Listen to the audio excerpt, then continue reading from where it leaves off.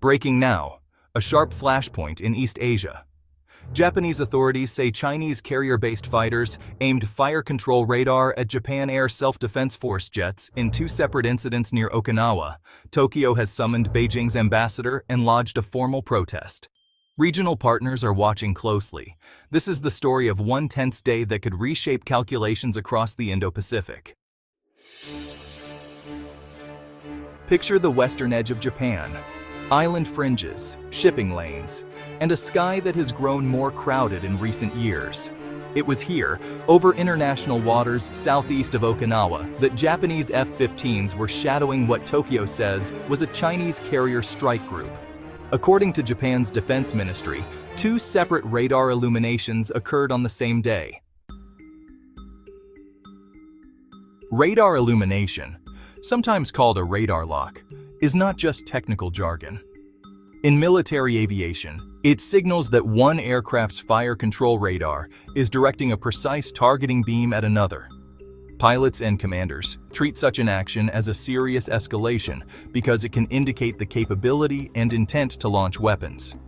Japan called the actions dangerous and said it lodged a protest with China. Japan's Prime Minister described the incidents as going beyond what's necessary for safe flight, and the defense minister vowed a calm but resolute response. Officials say the jets involved were J-15s operating from the Chinese carrier Liaoning, with Japanese F-15s scrambled in response. Beijing's reply was swift and, pretty categorical. China's Navy spokesperson denied the accusation, saying Japan's aircraft repeatedly approached and disrupted a previously announced carrier-based flight training, and that Tokyo's account was, well, erroneous. Beijing urged Japan to stop what it called slander and protect the safety of the drills. The ministry framed the operation as routine and warned against escalating rhetoric. Geography matters. The Miyako Strait and the waters around Okinawa sit between Taiwan and Japan, a strategically sensitive corridor. Taiwan lies barely 110 kilometers from parts of Japan's southwestern islands. For Tokyo, any incident in these lanes raises immediate security and political alarm. The timing is crucial.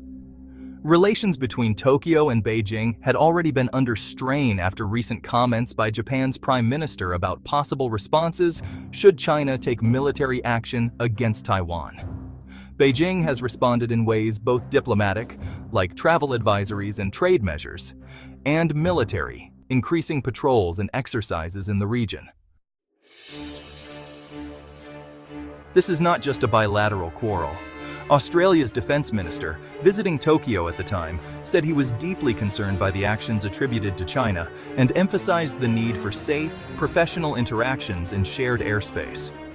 Regional partners are signaling that stability in the Indo-Pacific matters to more than just the protagonists.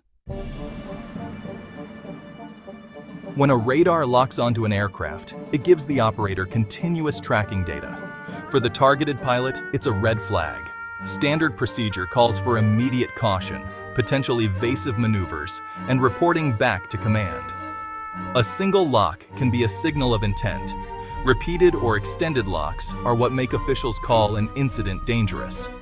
Importantly, nations often differ in how they describe air encounters, and foggy, contested narratives can feed into broader mistrust. Military analysts tell us that carrier strike groups conducting intensive flight operations can generate complex encounters, especially where training corridors intersect with other nations' surveillance flights. In this case, Japan says the Liaoning formation conducted around 100 carrier-based air operations in the area, a tempo that raises the odds of potentially dangerous interactions. Beijing counters that its training area was publicly announced. Tokyo summoned China's ambassador and lodged a formal protest. Beijing lodged its own representations, calling Japan's claims exaggerated. Such exchanges are standard practice, but they, really underscore mutual distrust. Each side is mindful not to let tactical incidents become strategic crises, yet the line between them can be wafer thin. The United States, while not commenting at the moment in the official public sphere, remains a key factor. The United States has extensive forces based in Okinawa and a strategic interest in keeping regional waterways open and risk levels low. For Tokyo, the intersection of national defense and alliance relationships is now, front and center. Allies' reactions, such as Australia's public concern, show the potential for a localized incident to attract broader diplomatic attention. What are the immediate risks and likely next steps? First, miscalculation. Pilots operating at high tempo can, misread intentions. Second, domestic politics leaders under pressure can respond with tougher rhetoric that makes compromise harder. Third, normalization. If dangerous incidents become routine, the baseline risk for accidental clashes rises. Each factor makes confidence-building measures and clear communication more urgent.